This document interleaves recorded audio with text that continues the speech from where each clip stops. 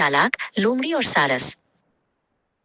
जंगल में एक चालाक लोमड़ी रहती थी जिसका नाम चतुर था।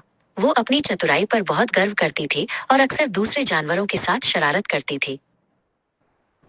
एक दिन चतुर ने तालाब के किनारे एक सारस को देखा जो अपनी लंबी चोंच से स्वादिष्ट मछली पकड़ रहा था। सारस बहुत दयालु और सीधा साधा था। चतुर के मन में एक शरारत सूझी। वो सारस के पास गई और मीठी आवाज में बोली, सारस भाई, मैंने सुना है कि आप बहुत अच्छी मछली पकड़ते हैं। क्या आप मुझे कुछ मछली देंगे? मैं आपके लिए एक स्वादिष्ट खिचड़ी बनाऊंगी। भोला सारस चतुर की बातों में आ गया। उसने अपनी पकड़ी हुई सारी मछलियां चतुर को दे दी। चतुर ने वादा किया कि वो खिचड़ी बनाकर उसे भी बुलाएगी। चतुर ने घर जाकर सारी मछलियों की खिचड़ी बनाई। खिचड़ी की खुशबू बहुत अच्छी थी। उसने खिचड़ी खाई लेकिन सारस को बुलाना भूल गई। उसने सारी खिचड़ी अकेले ही खा ली। कुछ दिनों बाद चतुर को बहुत भूख लगी। उसे सारस की याद आई और वो उसके घर गई, ये सोचकर कि शायद सारस उसे कुछ खाने को दे देगा।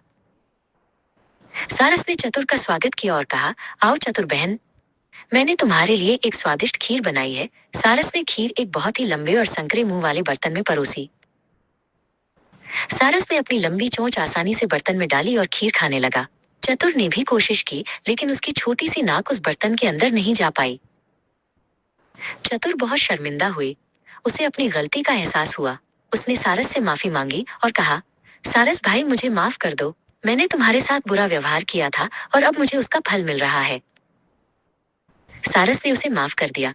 उस दिन के बाद चतुर ने कभी किसी के साथ शरारत नहीं की। उसने सीख लिया कि जैसा व्यवहार आप दूसरों के साथ करते हैं वैसा ही व्यवहार आपको भी मिलता है, क्योंकि जैसा बोओगे वैसा ही काटोगे।